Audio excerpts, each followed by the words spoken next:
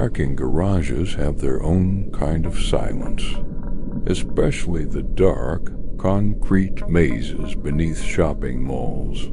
The sound of tires echoes off the walls, a distant car alarm hums, and every corner feels like it's hiding a shadow that shouldn't be there. Emma struggled to balance her shopping bags as she walked toward her car. Her legs ached, her shoulders burned. All she wanted was to get home. "Let me give you a hand, miss." The voice came from just behind her. Emma flinched. A security guard stood there, mid-50s, a bit overweight. His uniform crisp, his smile warm but weary. His name tag read Arthur. "Oh, that's all right," Emma said politely. "I insist," Arthur replied in a fatherly tone, already taking some of her bags. "Places like this aren't too safe at night. Better to have company." Emma hesitated for a moment, then nodded. Together they walked to her car, a small red hatchback parked beneath a flickering light. Arthur helped her load the bags into the trunk. "Your parking spot number is P4B7, right?" he said, writing something in a small notebook. "Just a routine note for the security logs." Emma smiled faintly, thanked him, and got in. As she pulled away, she glanced in the rear-view mirror. The parking lot really was empty. For a moment, an odd sense of unease crept over her. When she got home, Emma collapsed on her couch. But that uneasiness still hadn't gone away. He found himself in a state of uneasiness that he could not understand. She turned on the TV. The news anchor was reporting on a missing woman, gone for over a month. The photo showed a tired but gentle face.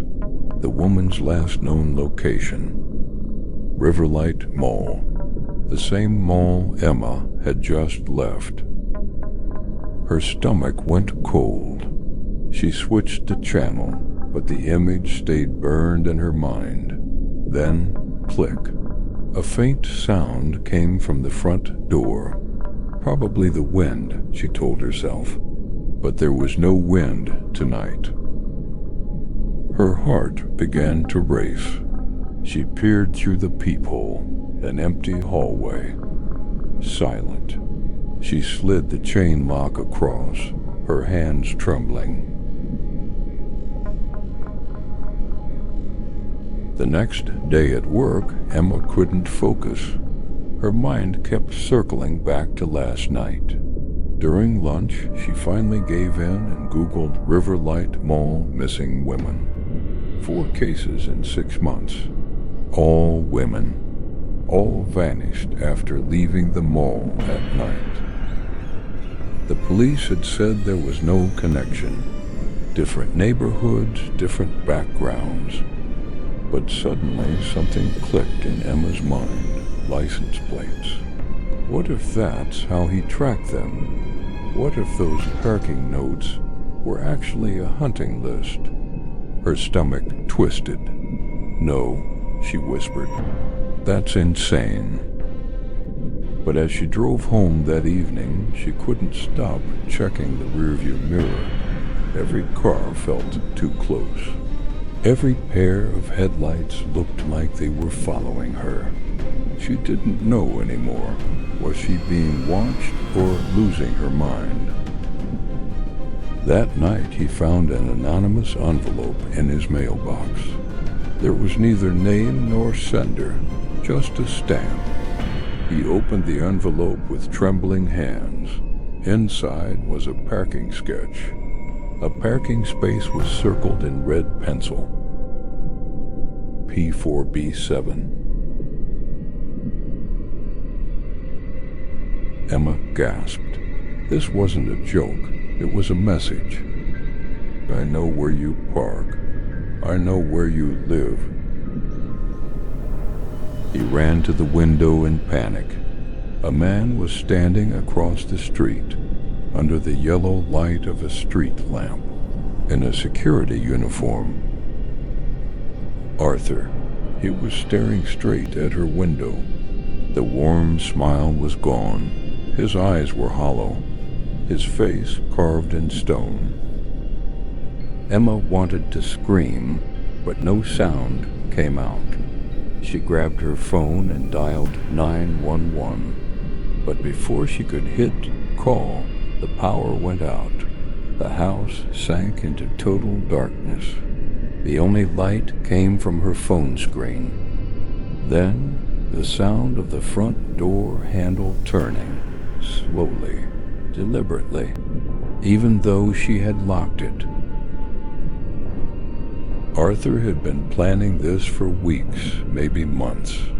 The friendly smile, the notebook, all part of the trap. Emma slipped silently into the kitchen, gripping the largest knife she could find. Footsteps creaked closer.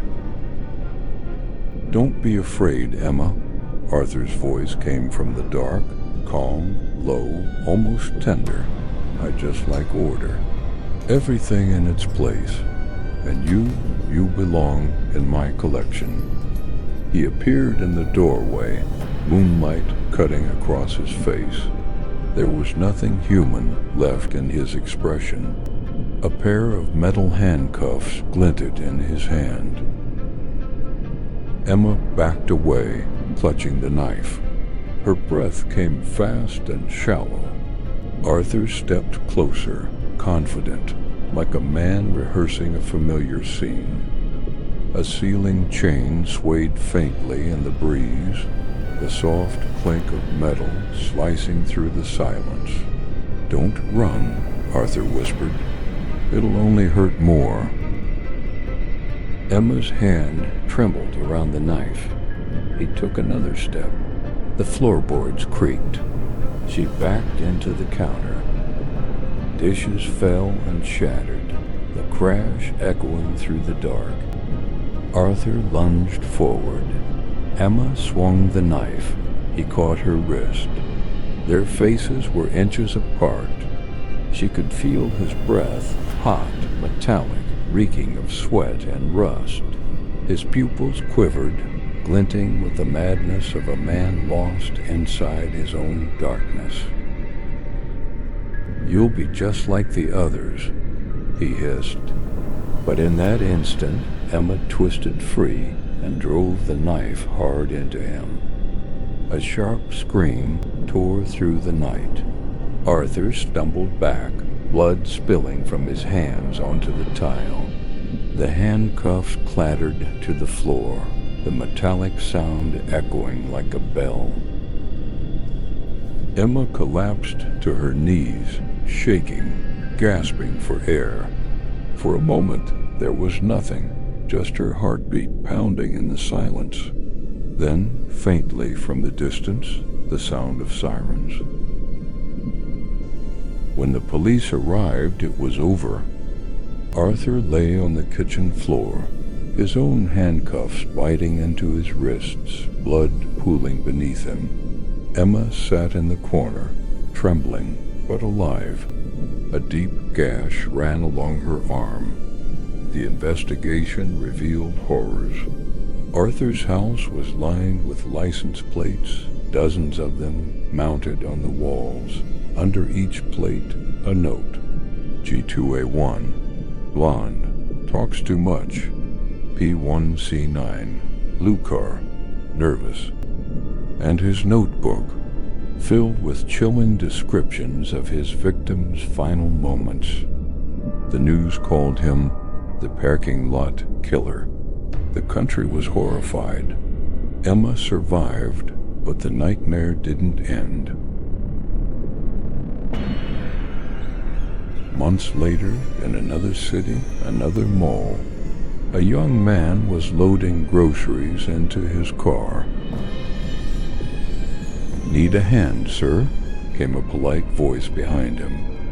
He turned a new security guard.